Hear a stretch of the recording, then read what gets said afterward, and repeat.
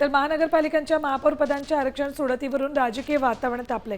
काँग्रेस नेते विजय वडेट्टीवार यांनी या सोडतीवर गंभीर आक्षेप घेतलाय। ही प्रक्रिया पारदर्शक नसल्याचा आरोप त्यांनी केलाय। आरक्षणात पूर्णपणे फिक्सिंग करण्यात आली आहे। सोयीनुसार आरक्षण काढल्याचा दावा त्यांनी केलाय।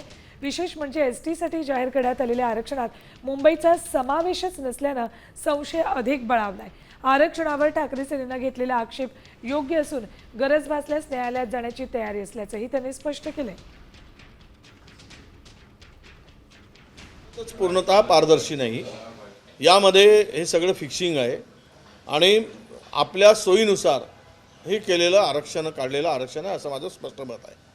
मुंबईमध्ये जे आरक्षण काढलं गेलं ते सुद्धा एस टीसाठी ज्यावेळेस नावं टाकले गेलेत, एस टीचे महानगरपालिका ठरवलेत त्यावेळेस त्यामध्ये मुंबईचा समावेश नव्हता।